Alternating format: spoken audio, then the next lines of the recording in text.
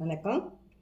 இன்றைக்கி நான் நேற்று நம்ம கோவா வச்சு செஞ்சோம். பால்கோவாவில் ஸ்வீட் இல்லாத அன்ஸ்வீட்டன் பால்கோவாவில் இன்றைக்கி கோதுமை ரவையில் வச்சு எப்படி செய்யலாம். இந்த கோதுமை ரவை பார்த்துக்கோங்க. நம்ம நார்மலாக உப்புமாலாம் செய்வோம் இல்லையா, பொங்கல் உப்புமா வந்தது ஃபேன்சி ரவைன்னு சொல்லுவாங்க. அது இந்த ரவை இதை பவுடராக்கி நான் இப்படி சலித்து எடுத்துக்கிட்டேன். ரவையை கொஞ்சம் நரன்னு வேணும் இல்லையா, அதுக்காக. இப்போ இதை கடாயை ஹீட் பண்ணியாச்சு. இதில் ஒரு நெய் 90 கிராம் நெய் இந்த லட்டு செய்கிறதுக்கு இதை நம்ம போட்டுடலாம். இப்போ நெய்யை போட்டு ஹீட் ஆகவும் நம்ம ஒரு 2 டீஸ்பூன் போட்டிருக்கேங்க. இதை சூடாகவும் நம்ம இந்த மக்கான் தாமரை விதைன்னு சொல்லுவோம் இல்லையா, இந்த இதை போட்டு பொரிச்சு எடுத்துடலாம்.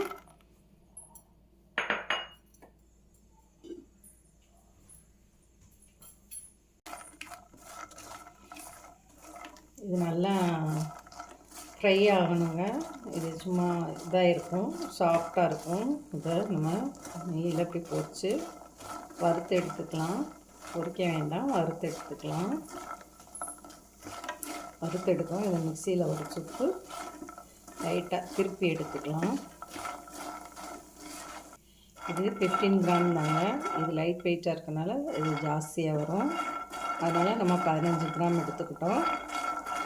இதை சும்மா அப்படியே வறுத்து பெப்பர் சால்ட்டை போட்டு கூட சாப்பிட்லாங்க. ஹெல்த்து இதுக்கு இது பண்ணுறாங்க, டயட் ஃபாலோ பண்ணுறாங்க கூட இதை ஈவினிங்கில் ஒரு கைப்பிடி மட்டும் எடுத்து போட்டு இது லைட்டாக வறுத்து இதை எடுத்துக்கலாம். இது இதாகிடுச்சான்னு பார்ப்போம். இன்னும் இதாகலை, இதாகட்டும், அறுப்படட்டும்.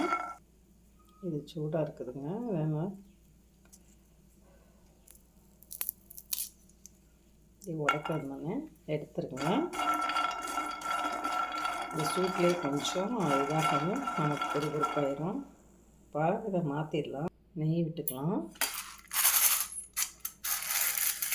இதில் கொஞ்சம் அந்த பாதாம் பிசின்னு இருக்குல்ல, ஒரு 10 கிராம் அளவுக்கு நான் சேர்த்துக்கிறேன். இது உங்களுக்கு வேணும்னா பிசின் சேர்த்துக்கோங்க இந்த லட்டுக்கு, இல்லாட்டினா வேண்டானா விட்டுலாம். இது நல்லா பொரியணும்.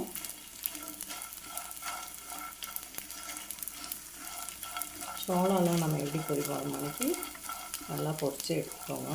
இது ஈட்டபிள் கம்முன்னு கூட சொல்லுவாங்க. நம்ம இதில் பாதாம் பிசின்னு சொல்லுவோம். இது ஃபுட்டு சாப்பிட்ற ஐட்டம் தாங்க. இதை எடுத்துடலாம். இப்போ அதை எடுத்து வச்சு இப்போ மீதி நெய் வச்சுருந்தோம் இல்லையா, இதை போட்டுடலாம். இது நான் நேற்று ஒரு லட்டு செஞ்சு காமிச்சிருந்தேன். நீங்கள் பார்க்காதவங்க போய் கோவா லட்டு பாருங்கள். அதில் இந்த சுகர் எப்படி செய்யலான்றதையும் போட்டிருக்கேன். பூரா சுகர்னுவாங்க லட்டுக்கு. அது இதாக இருக்கும். இப்போ இதை போட்டுடலாம். நான் கோதுமை ரவையை மிக்சியில் திரிச்சுங்க இப்படி பவுடராக்கி, இதில் வேணும்னா கொஞ்சோன்னு ஒரு 10 கிராம் அளவுக்கு நீங்கள் கோதுமை மாவு பிடிக்கிறதுக்கு வேணால் போட்டுக்கலாம். இது ரொம்ப நரன்னு இருந்தாலும் உங்களுக்கு லட்டு பிடிக்கிறதுக்கு வராதனால ஒரு 10 கிராம் மாவு சேர்த்துக்கலாம். இல்லைன்னா நீங்கள் வெறும் மாவே போட்டு செய்யணுனாலும் கூட செஞ்சு பாருங்கள் எப்படி இருக்குதுன்னு.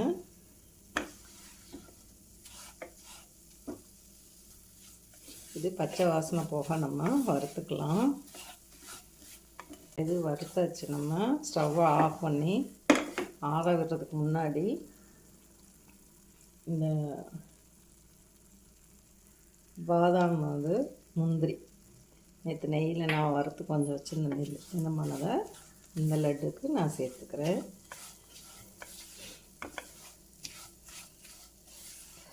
உங்களுக்கு ரொம்ப வேணும்னா ஒரு 15 கிராம் போட்டுக்கோங்க, இல்லைன்னா 10 கிராம் பாதாம், 10 கிராம் முந்திரி போட்டுக்கோங்க. இதை ஆஃப் பண்ணிடுவோம்.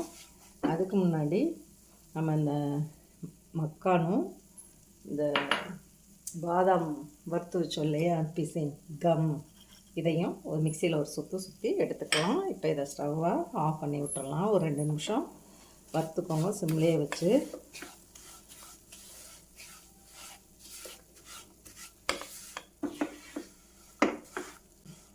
கோதுமை மாவு நான் ரவையை பிரித்து எடுத்துகிட்டு மிக்சியில் போட்டு பவுடராக்கி எடுத்துருக்கேன். கொஞ்சம் நரப்பாக வேணுன்றதுக்காண்டி நான் அப்படி செஞ்சுருக்கேன். இல்லைன்னா நீங்கள் கோதுமை மாவில் கூட நீங்கள் செஞ்சுக்கலாம். இதை ஆறட்டும், பார்க்கலாம். அதை மிக்சியில் திரிச்சிடலாம். இப்போ நம்ம இதில் லேசாக ஆறி இருக்குங்க, அதனால் இதை போட்டு கொஞ்சம் நம்ம அந்த ஹீட்டை அமர்த்திடலாம்.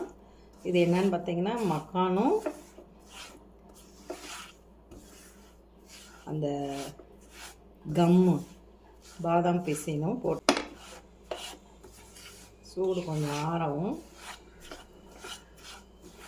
இந்த பூரா சுகர் எப்படி செய்கிறதுன்றது வந்து உள்ள வீடியோ லட்டு வீடியோவில் போட்டிருக்கீங்க, அது பார்த்துக்கோங்க. கோயா வீடியோவில் இதை ஆறட்டும். கொஞ்சம் லேசாக வெதுன்னு ஆகவும் நம்ம இந்த சுகரை போட்டு கிண்டிடலாம். நான் இதில் வந்து முந்திரி எல்லாமே போட்டு இதை நம்ம வறுத்து இதில் மிக்ஸ் பண்ணியாச்சு. ஒரு சுற்றி எடுத்து போட்டாச்சு. நீங்கள் முழுசாக வேணும் லட்டுக்கு அப்படின்னு நினச்சிங்கன்னா அப்படி கூட செஞ்சு பாருங்கள். எல்லாத்துலேயோடையும் மிக்ஸ் ஆகி அது ஒரு டேஸ்ட்டை கொடுக்கும் நமக்கு. முழுசாக இருக்கிறத விட கொஞ்சம் பவுட்ராக இருந்ததுன்னா அது ஒரு டேஸ்ட் லட்டு. சரி, இதுக்கா ஆறிச்சு. இதில் இப்போ சுகரை கலந்துடலாம்.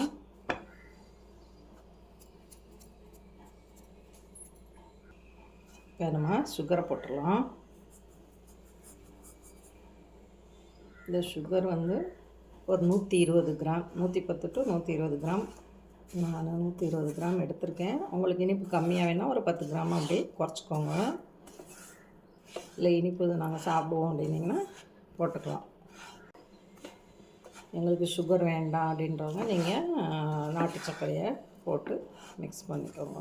பவுடர் பண்ணி போட்டு லட்டு பிடிச்சிருவோம். உங்களுக்கு என்ன சைஸுக்கு வேணுமோ நீங்கள் அந்த சைஸுக்கு லட்டு பிடிச்சிக்கோங்க. கை பொறுக்கிற சூடாக இருக்கும் போதே பிடிங்க, இல்லைன்னா பிடிக்க வராது. இது அந்த மாவு வந்து நீங்கள் நல்லா இது பண்ணிக்கோங்க, அரைச்சி எடுத்துக்கோங்க. பாதி ரவையை திரித்து பாதி கோதுமை மாவை போட்டுக்கோங்க.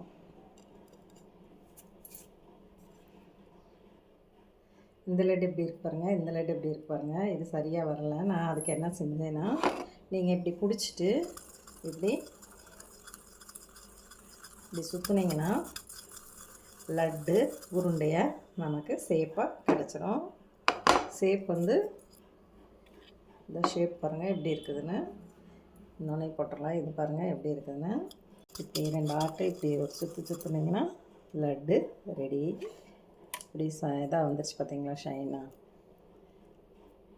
மீதி 2 இருக்குது, செஞ்சுக்கலாம்.